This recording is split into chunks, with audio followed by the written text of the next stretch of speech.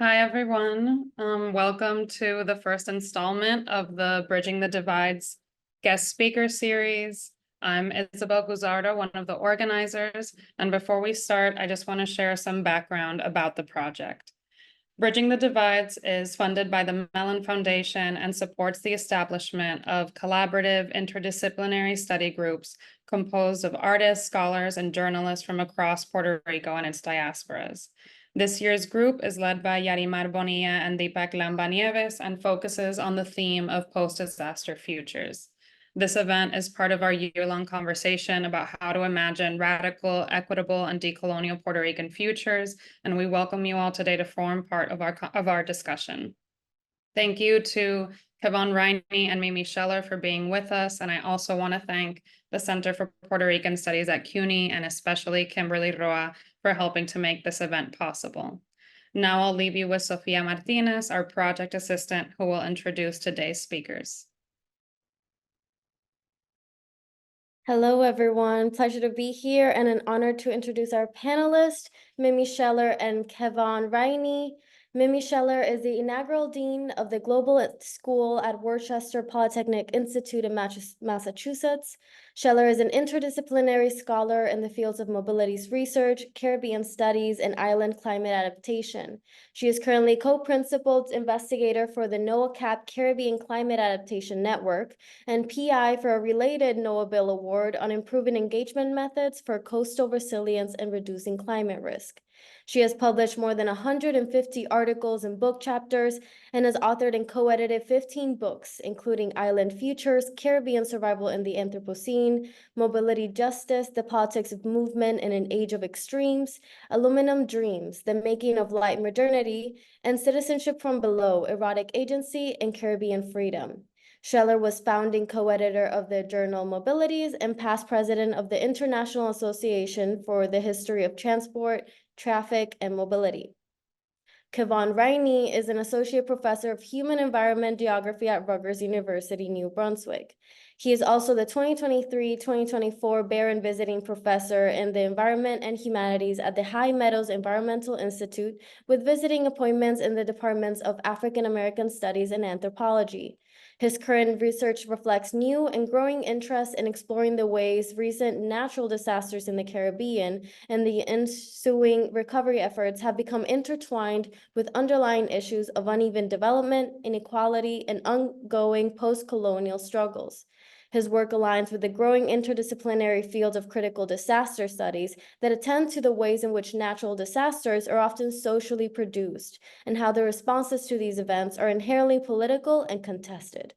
Rhiney's research has been published in a number of interdisciplinary journals, including the Proceedings of the National Academy of Sciences, Annual Review of Environment and Resources, Annals of the American Association of Geographers, Geoforum, and World Development. Various aspects of his research have also been featured in the print media, including the New York Times, Irish Times, and the National Post. And our moderator today is Yarimar Bonilla, a professor at the Efron Center for the Study of America at Princeton University and our co-convener at Bridging the Divides. And without much further ado, I'll let the interesting people get talking. If you guys have any questions, feel free to use the Q&A function to submit them. Gracias, Sofia. Thanks, everyone. I will take this moment to also apologize that we do not have translation at today's event just because of scheduling issues, but we will be having translation at future BTD events, so stay tuned for that. So welcome, Mimi and Kevon. We're so happy to be in conversation with you and to have you here to help kick off our public dialogue session for this season of Bridging the Divides with this focus on post-disaster futures. So when the fellows, we've been meeting all of last semester, trying to think about, how do we not just document the failures of recovery, the calamities of disaster, but also try to think about what might come next and how can we envision a post-disaster future. And we thought, what better conversation partners for that conversation than you guys. So if I could ask you, maybe Mimi, I don't know if you mind going first, to talk a little bit about how through your work, you've been thinking through this question of post-disaster futures. Sure, thank you. And I just want to first thank all of the organizers of the event for inviting me to be here, and El Centro and the Bridging the Divides group. I'm really just thrilled to be here with you to share some thoughts. And Kevon, it's wonderful to be in conversation with you again. We saw each other not that long ago in a conversation here at our campus at Worcester Polytechnic. So I'm going to share a few slides just because it helps illustrate what I'm talking about a little bit. And I'll try to go quickly through these. And I know the Bridging the Divides reading group started off reading the introduction to my book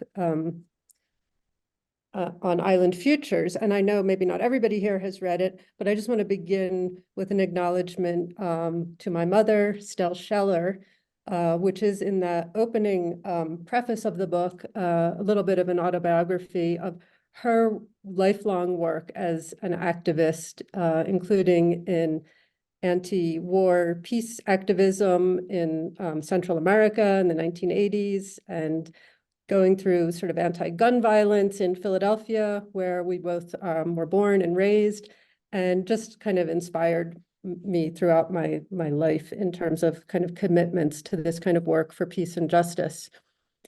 And as part of that work, I got interested in Haiti back in the 1990s. And my first trip to Haiti was in 1997 with the Haiti Support Group, which I was living in London at the time. It's a London-based group. And they introduced our group to a lot of incredible peasant movements and women's movements.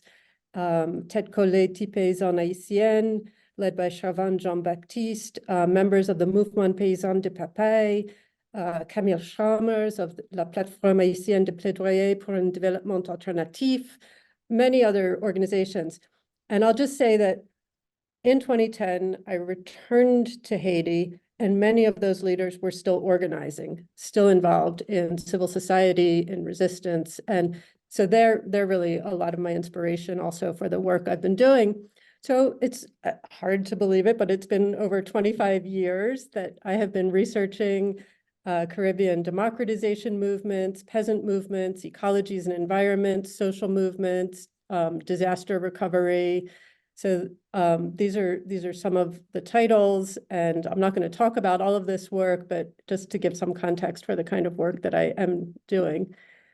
What I want to mention is that led to, in the most recent sort of era, is a series of nationally funded research projects, beginning with an NSF Rapid grant after the devastating 2010 earthquake in Haiti.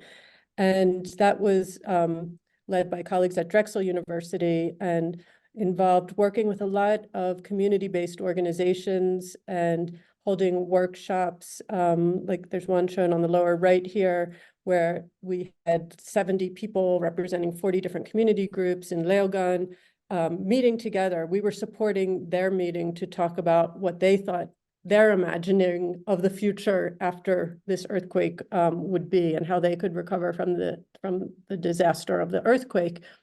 This then led to another NSF Rapid grant in 2013, 2014 on the Haitian-Dominican border region, where these two lakes were flooding. And we interviewed, again, community members there. On the bottom left photo, that's me in the yellow hat, working with Dominican colleagues. And they were, and with Haitian colleagues on the Haitian side of the border. And I write about this. Both of these projects are what I write about in the book, Island Futures. More recently, I've become involved in these NOAA climate adaptation partnerships, the Caribbean Climate Adaptation Network, which is led by Pablo Mendez Lazaro at UPR Medical Campus and a lot of other partners, including University of the Virgin Islands. And then most recently, a sort of overlapping NOAA grant, which is to get together the Caribbean network and what's called CCRUN, which is the Urban Northeast Network, and sort of look at how we can work together to sort of learn about improving engagement methods for coastal resilience. So that's part of the work I've been doing, but if you've read Island Futures, you know that I kind of offer like a meta reflection, critically looking at the processes of this kind of funded research. So I'm a social scientist collaborating with engineers and scientists and others and civil society organizations, government partners, but really looking at the complexity and the difficulties of this kind of work. And so I just want to begin by asking, first of all, like, which disaster are we talking about when we talk about disasters? So when I went to Haiti in 1997 and met Ted Collet, Tipezon, this is what they said in an interview. It's published in this book on the right called Liberté. They said, we want a state that is not a puppet of the Blanc. By this, we mean foreign powers. Blanc means the US government, the World Bank, the IMF, all enforcing their own economic and political plans on the world.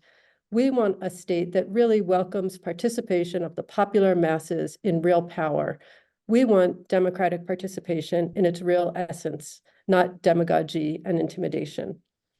And when I was there in 1997, I was researching the 19th century, and I was reading very similar sort of aims of the popular mass movements of the 19th century. So after slavery ended, what people wanted was the real essence of democratic participation. And so this is a long, deep struggle.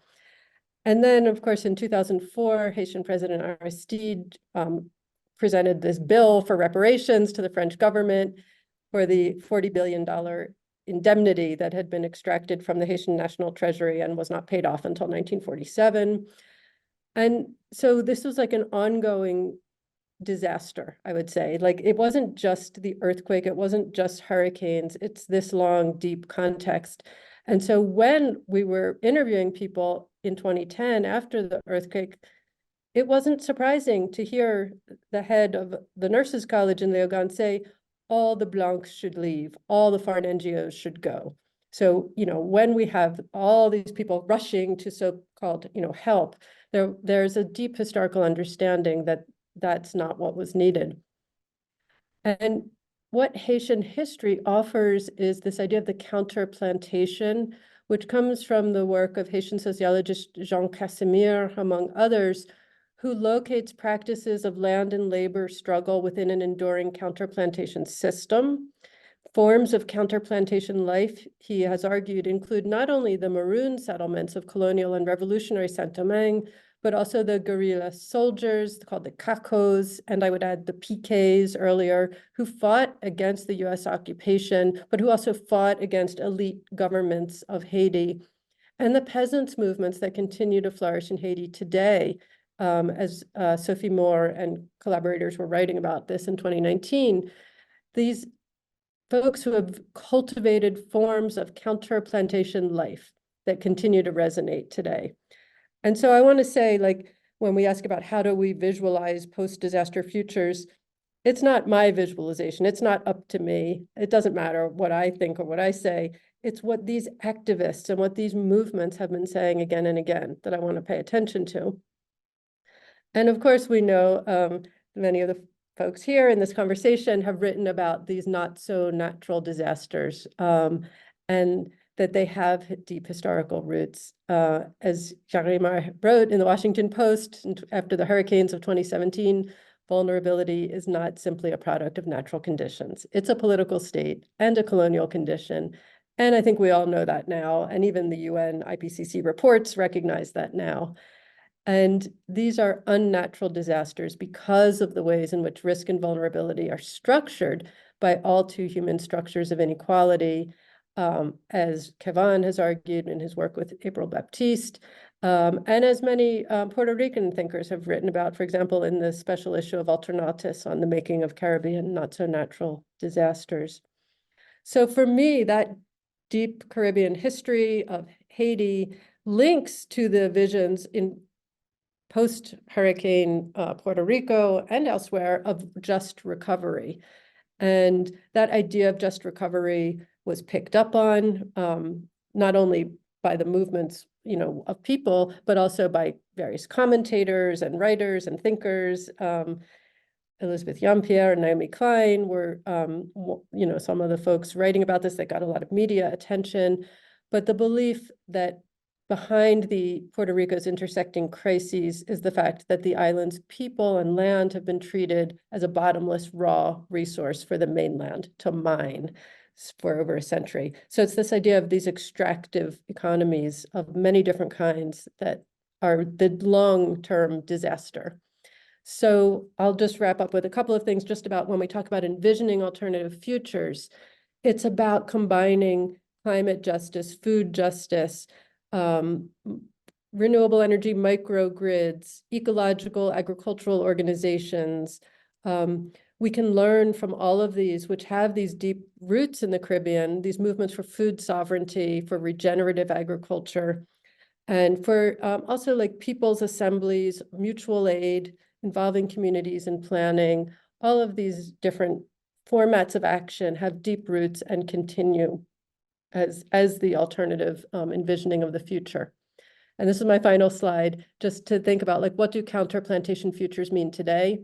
It means to break the cycle of extractive economies, fossil fuel and tourism over dependence, labor exploitation, and unsustainable visions of development, to reject turning the Caribbean into a logistics hub where nature is extracted for infrastructure that serves the needs of outsiders, to demand the immediate payment by the USA, the UK, and the EU of combined slavery reparations and climate reparations to the entire region, to support agroecology, food sovereignty, and collective landholding, to expand efforts to harness renewable energy for community-owned microgrids, neighborhood hubs, rescued schools, food delivery services, et cetera, and to focus on how do we build human infrastructure, social commoning, safety nets, not just hard physical infrastructure. So that's my kind of opening brief statement, and I hope that gives a little sense of some of the work that I'm doing. Thanks. Muted. Thank you so much, Mimi. That was wonderful. Before moving to Kevon, I just want to lift up like two things that you said so beautifully and that are so like echo so much of the questions that we've been asking this semester. First is like, we know these disasters are not natural. Like that's not a new conversation. That's not something we need to prove anymore, right?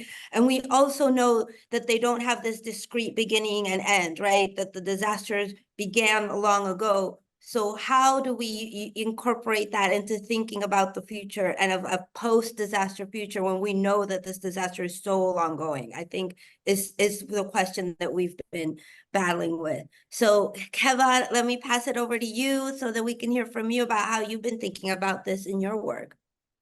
Thanks so much, Yalimar. And it's such a pleasure to be here and to be in conversation with you and Mimi and others.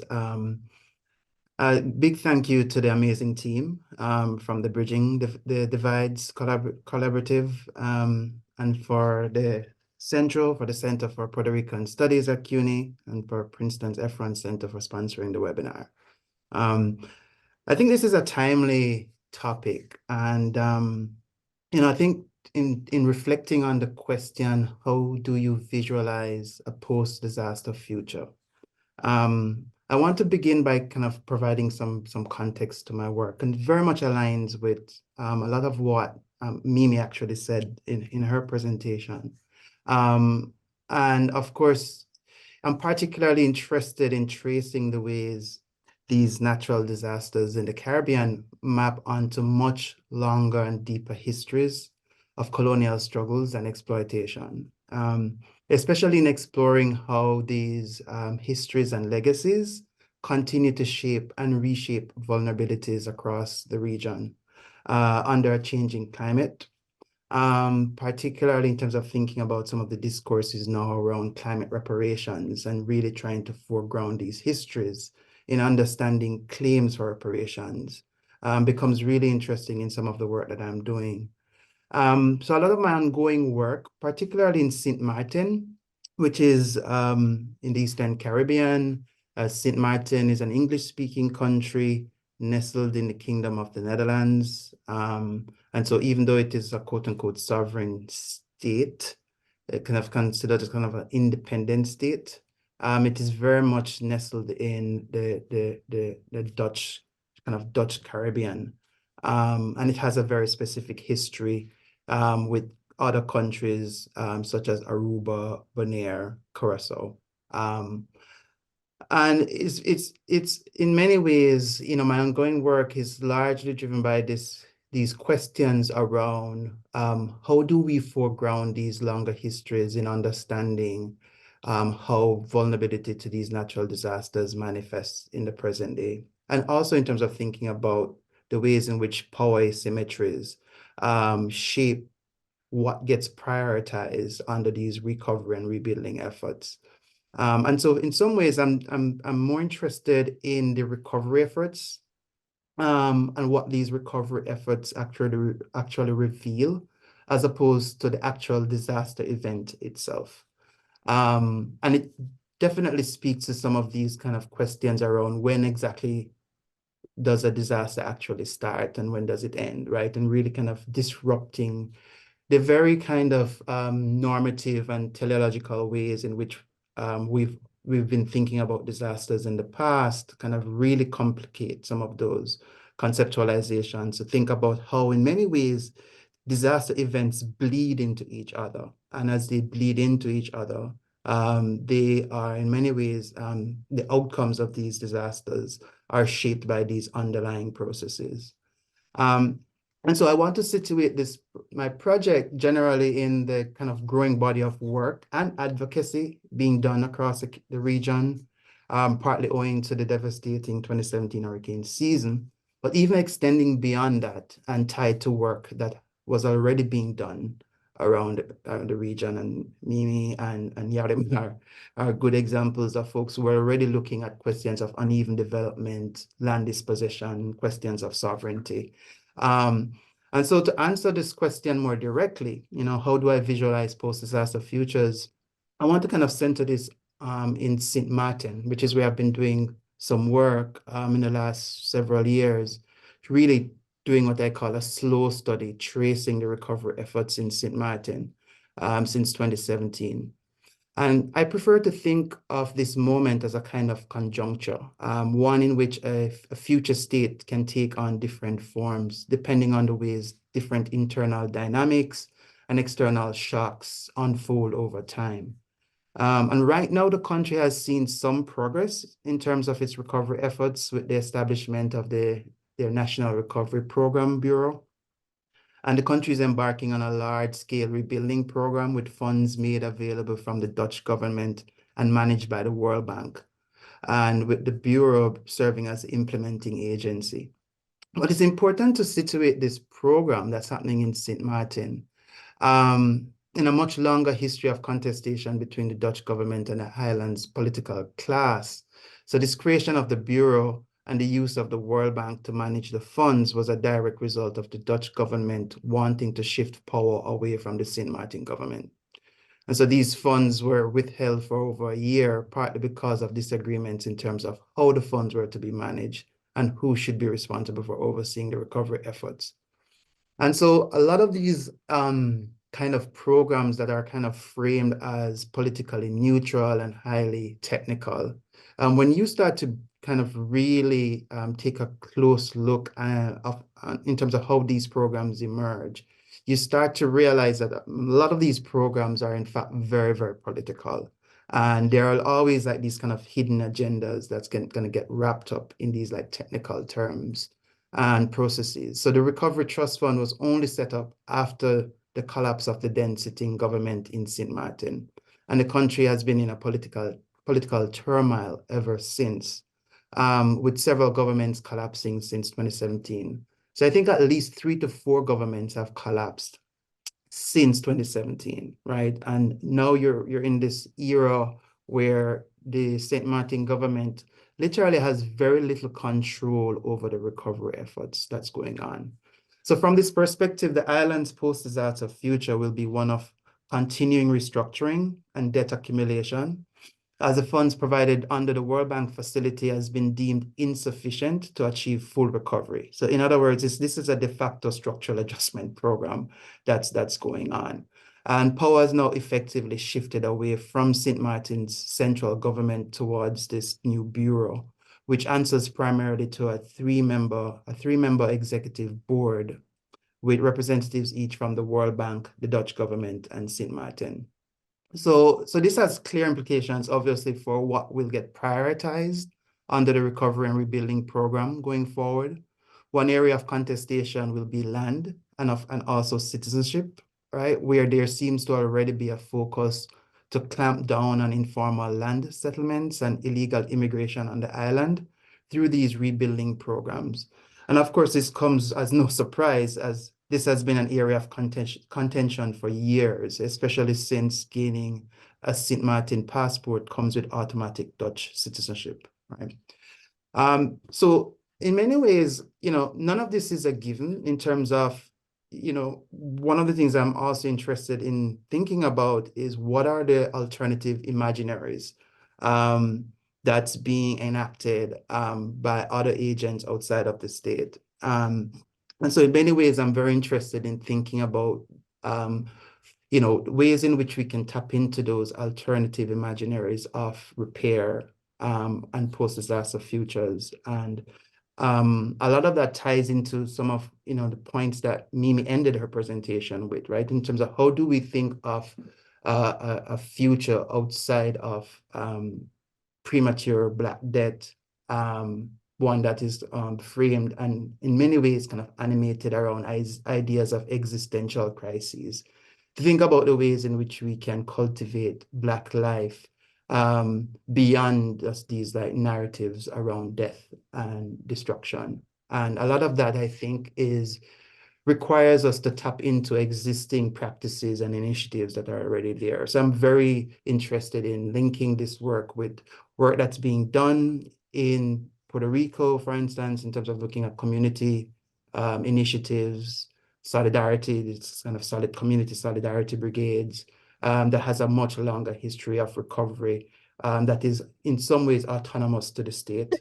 And so in many ways, for me, kind of a just post-disaster future involves kind of bottom-up community level development that anchors itself around ideas of sovereignty, freedom, liberation, and so on. So very much looking forward to continuing the conversation, but very much, seeing where there's a lot of kind of synergies between the work that's being done across different islands, and really kind of trying to see how we can bring these different knowledges that we're creating together.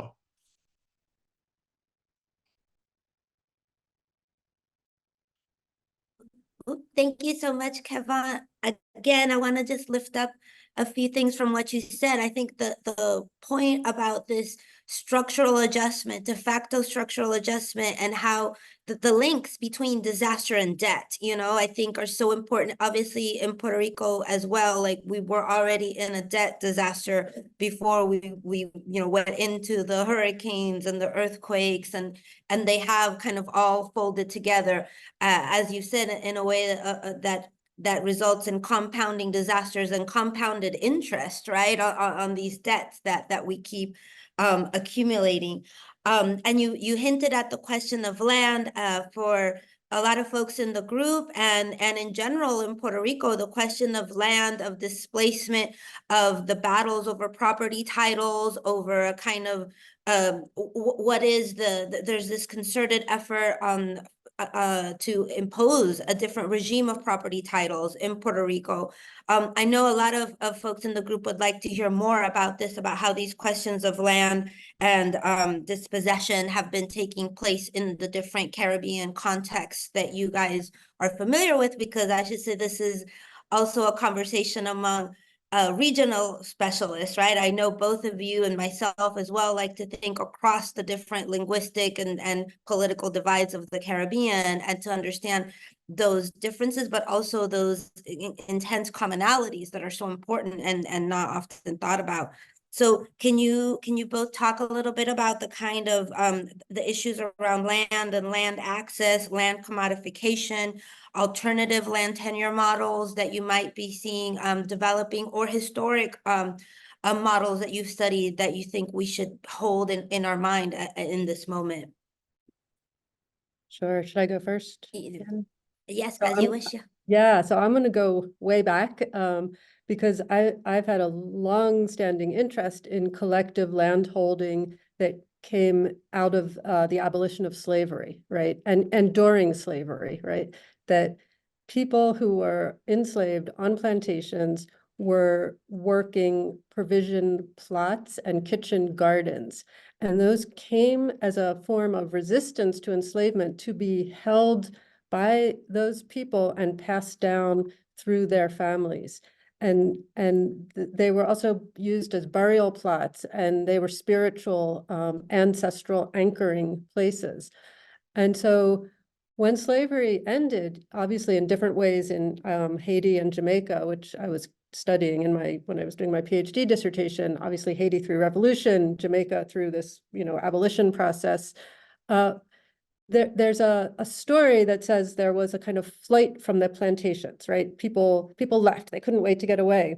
But what that story misses when you dive into the archives is like that at the same time, people fought to hold on to their family land and to their plots and to their provision grounds. They did not leave. They wanted to keep them.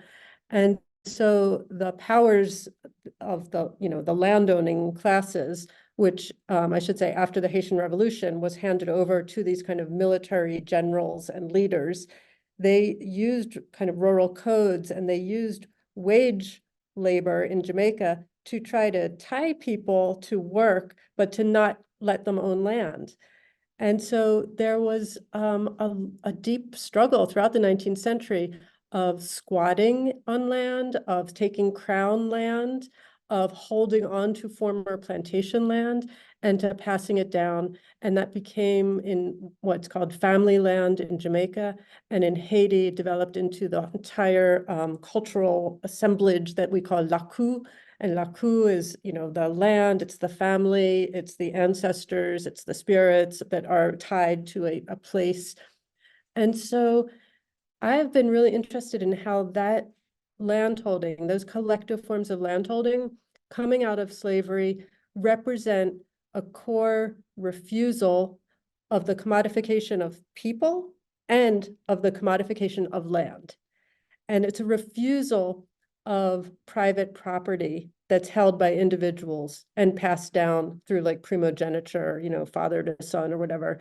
And it represents the idea, the Haitian idea that tout monde c'est monde, all people are people, and that all people have this kind of inherent natural right to land, to gardens, to fruit trees, to a place for a home, to a place to bury their ancestors, to a place to serve sacred spirits.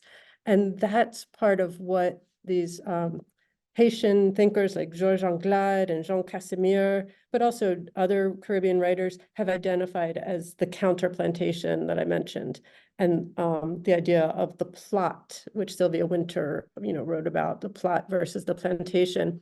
So now when we see forms of collective landholding being revived through cooperatives and agroecology groups and food sovereignty movements, they're building on these ancestral practices, sometimes without necessarily even knowing it. It may depend, but when new development projects come along or recovery projects that say the problem is the lack of title of land, I get nervous because I think as soon as you title land, it becomes private property and it then becomes sellable by the highest bidder. And that's what these people have been resisting for centuries. I just want to jump in and just agreeing so much with Mimi in terms of that point around the importance of holding land in commonage. And also, in many ways, this is tied to a much longer issue tied with colonial settlement. This kind of secular colonialism was always tied to land as property, land as commodity. And this has been a big part of the ways in terms of how Western modernity has been framed, going back to the days of people like Harding that spoke to tragedy of the commons, right? And like thinking about the ways in which the commons was always seen in a very negative light. as opposed to holding land in private ownership, which was always seen as more progressive. And there was always this kind of narrative around land that is held in commonage would eventually lead to environmental degradation because everybody will be taking from the land. And that excess use of that greed will eventually lead to the entire system collapsing. And so this idea of markets and land as private property has always been framed as the better alternative to holding land in common. But what people like Harding and so on either failed to acknowledge or purposely ignored was that land was always held in common in a lot of these kind of societies that they were looking at. And those lands that were being held in common were being used in very productive ways that not necessarily aligning with that of kind of the secular colonial agenda, but they were very much, these are, if you look across Latin America, you'll see histories of lands that have always been held in commonage. And they were working pretty well, even though they were replaced eventually by private property interests. And so I think that's important because that logic is being used even to this day to solve a lot of the big kind of ecological problems that we have. There's this belief that by putting things making things into property and using these like market logics to manage natural resources like land is the correct way of doing things. And what we've seen over and over is that these have all failed, as we've seen with the Red Plus initiatives and so on. So there's a bigger ontological question around how we see land as a commodity versus land that connects with other kinds of value systems that's not necessarily tied to that of the market. And I think in terms of, for me, when I think about the ways in which access to land has been a challenge in Jamaica, for instance, where I do some of my work.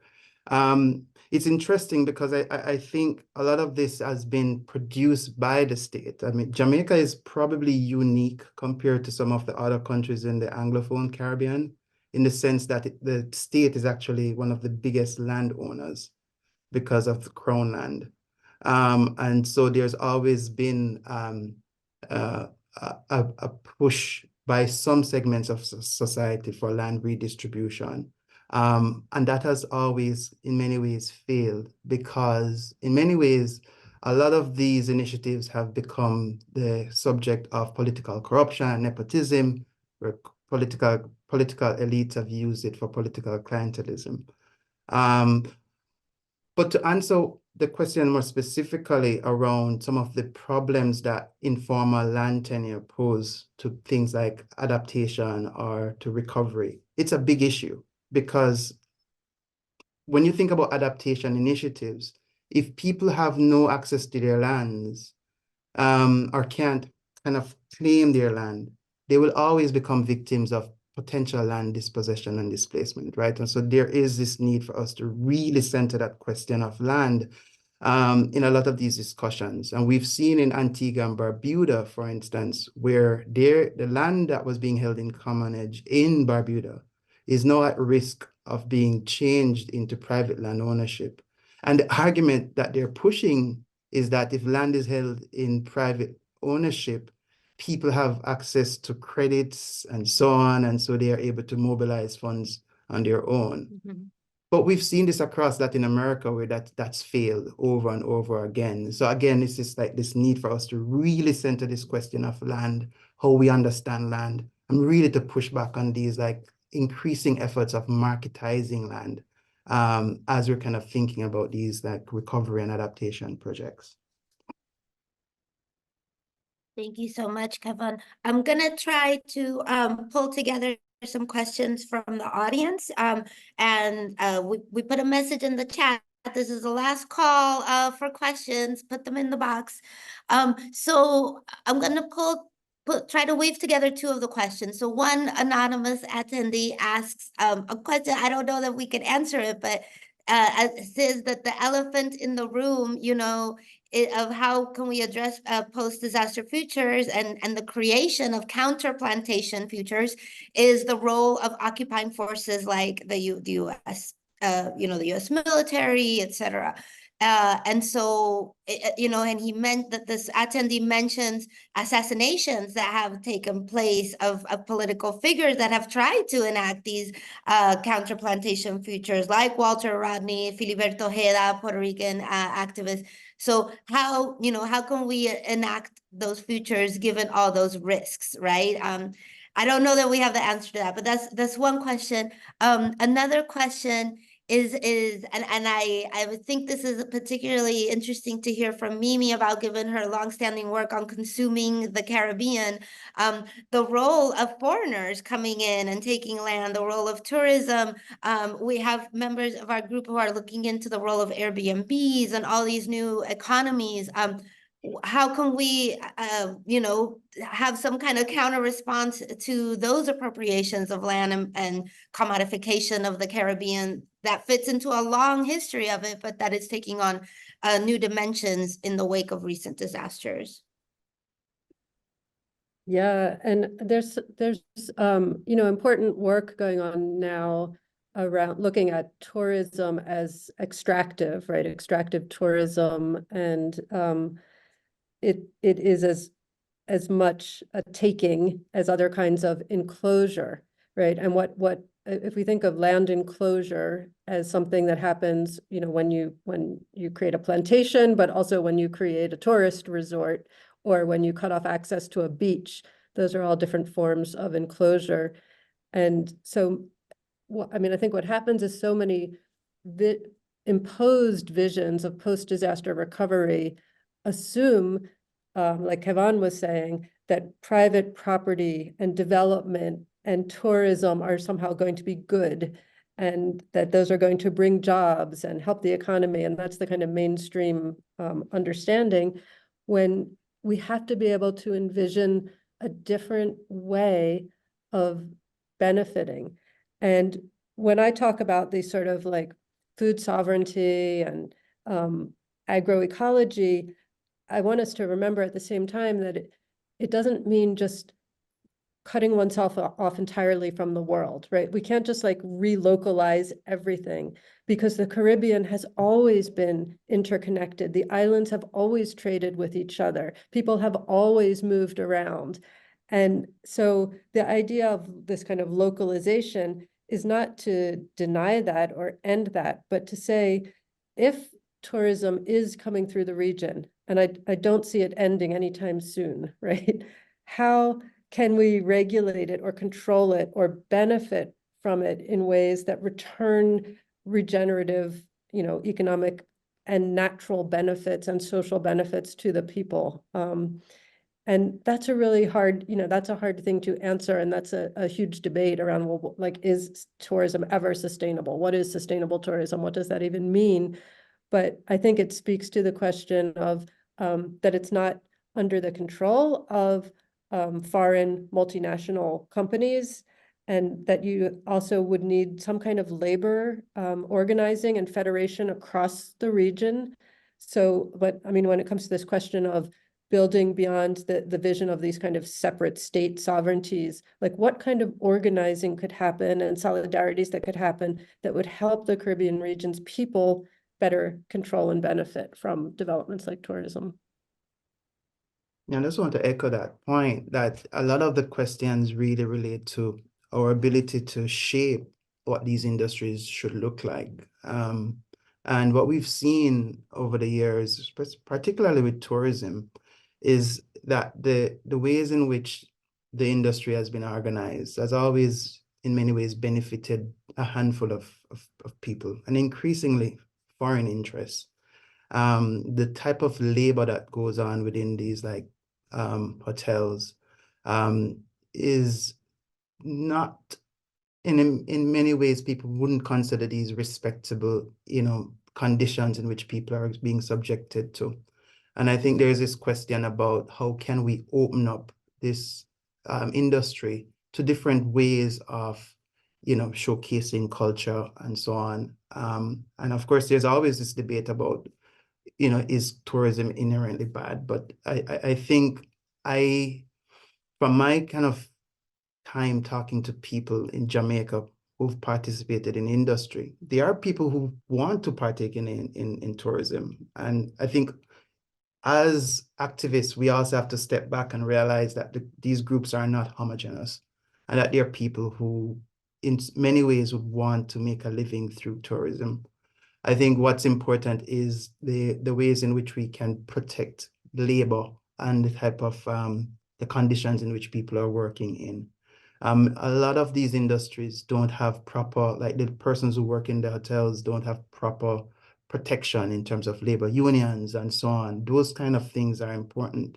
And also making sure that the kind of the income that's being generated from these industries aren't being done at the expense of the environment, and also like the ways in which these incomes are being generated are kind of more distributed across a wider cross-section of people. I think those questions of equity and inclusion becomes really interesting when you kind of think about how we can open up these economies.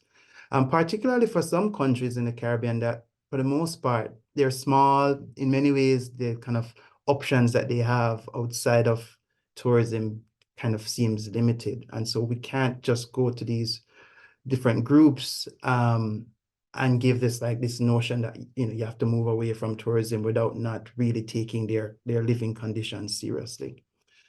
The question around kind of military occupation and so on, and the role of the US is a big one. And I think that speaks to regional integration. I think the time has come for us to really take regional integration seriously, and one of the biggest divide has been language. And just even thinking about how Haiti was treated with CARICOM for years. Haiti was excluded from CARICOM, which is a Caribbean community. And even to the point where Haiti is included, I'm not sure if you're seeing the type of integration that you'd have expected. And I think countries, when you think about the Caribbean, there are more Spanish speakers in the Caribbean than English speakers. A lot of people don't really realize that, right? I mean, Cuba has like 11 million people. Puerto Rico has like over 3 million people. There are more sovereign states in the Caribbean that are English-speaking countries. But in terms of actual numbers, it is primarily a Hispanic space.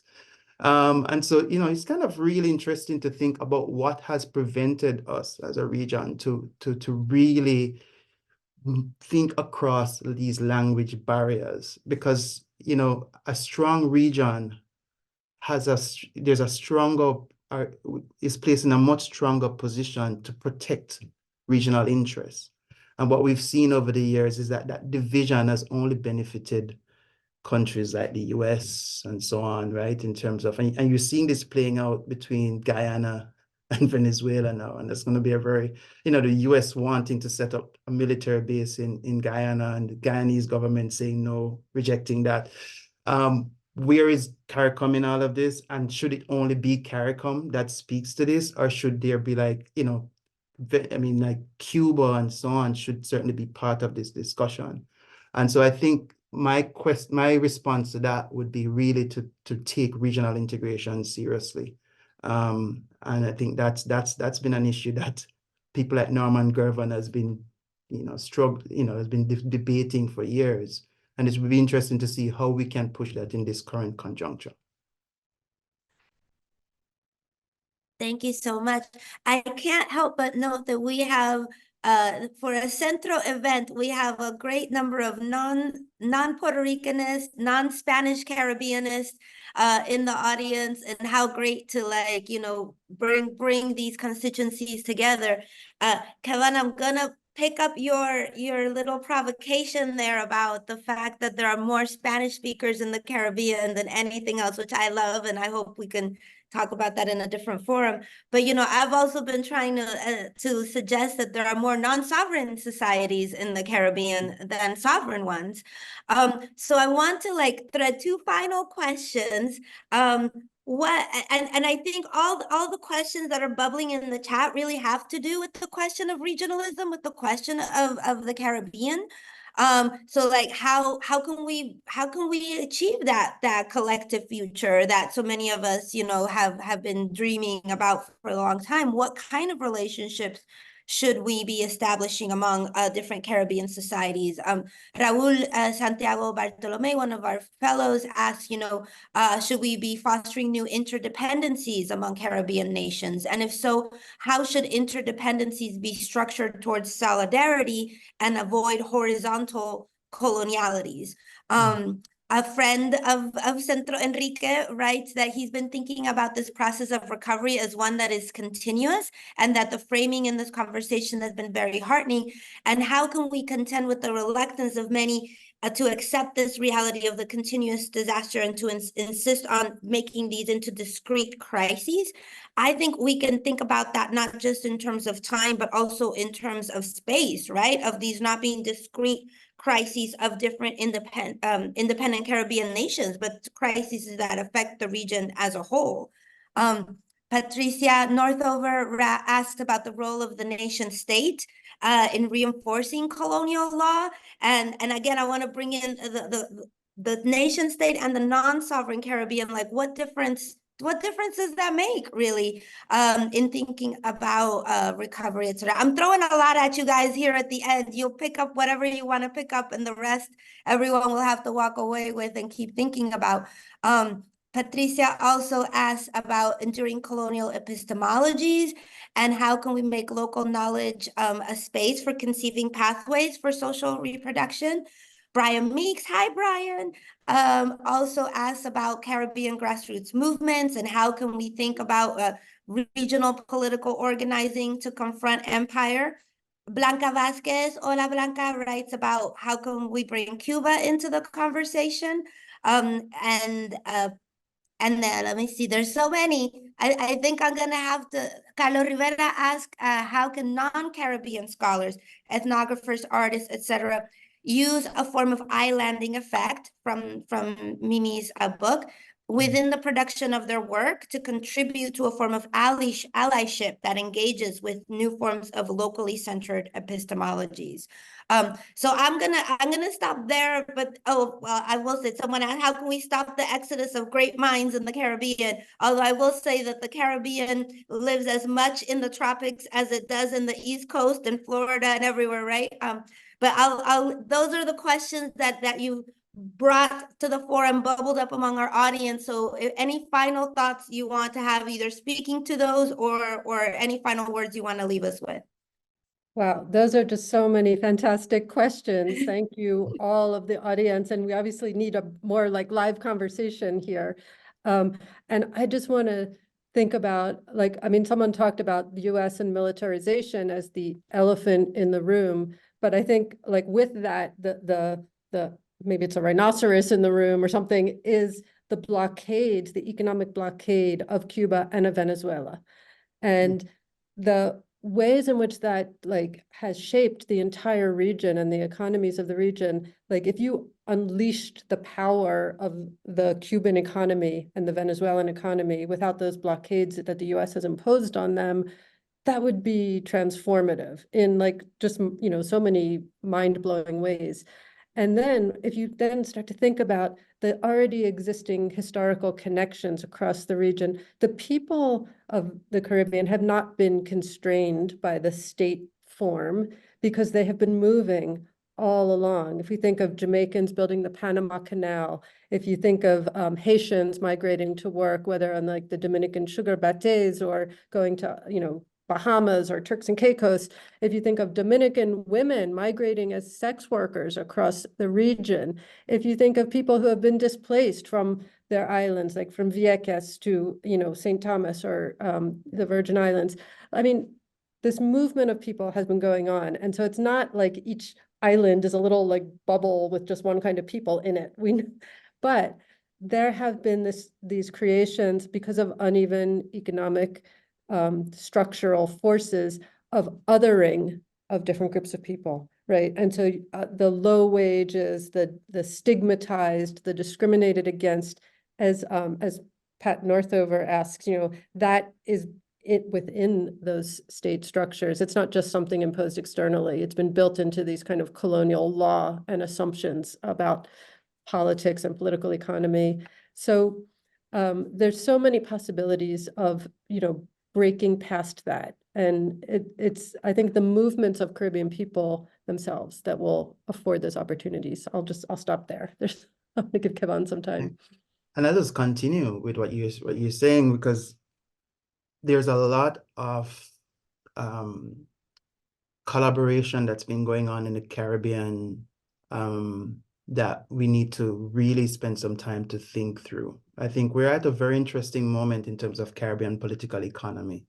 The kind of work that was done in the 1970s and 80s there's a lot of like legacies there that we need to really, in some cases, go back to and kind of restudy and kind of reignite to kind of think through some of the work that was being done in terms of thinking about tapping into local knowledge and local practices, building kind of, south to south solidarity, and kind of really thinking about what that will look like in this current moment. And so like really reflecting on the questions that were asked, a lot of those questions really came back down to how can we as academics work with grassroots movements, right? How can we take local practices and knowledges seriously to rethink development models going forward? And that also speaks to the question that Pat Northover mentioned around the role of the nation state. That's in many ways, there's a lot of work being done now that's disrupting this kind of monolithic view of the nation state, right? Like there's multiple, the state itself has multiple agents that sometimes do contradictory things. Like in the case of Jamaica, where the government on one hand is supposed to be protecting the environment, but it's also a major stakeholder in the bauxite company. And so you could see ways in which the state, the ways in which we engage with the state has to be more nuanced in terms of thinking about, how we align ourselves with certain segments of the state, but also separate ourselves from others. So I think that's, for me, like thinking about the community brigades in Puerto Rico has really just been mind-blowing, really kind of thinking about the role that these community brigades played, and kind of thinking about that longer history with Cuba and Puerto Rico, and how those histories need to be foregrounded in terms of how we can rethink recovery and repair going forward. And so I think that for me, the work that I am doing is very much influenced by my desire to tap into those local energies, cosmologies, and knowledges to really rethink the ways in which we can think about a post-disaster future for the region, one that is not based on market-led, top-down kind of policies, but one that is opened up to kind of more grassroots organizing and activities. And I think, that's where my interest is. And when I talk about myself as a scholar activist, I don't even think there's a need to even have that term anymore. I think we have to be, as scholars, led by the advocates, the activist groups that are actually out there doing the work, and trying to find ways in which we can align our work to support what they're doing and learn from them, rather than the other way around. Thank you. Thank you so much, Kevon. Thank you, Mimi. Thank you, everyone who tuned in. We're throwing in the chat there our next installment of the Bridging the Divides conversation series, which will be happening on January 31st. And we will be in dialogue with Centro's current director, Jomaira Figueroa, and Kyle Powell's thinking about apocalypse and indigenizing futures. So hope you all tune in then. So thank you, everybody. Thank you, Kimberly. Thank you, Centro.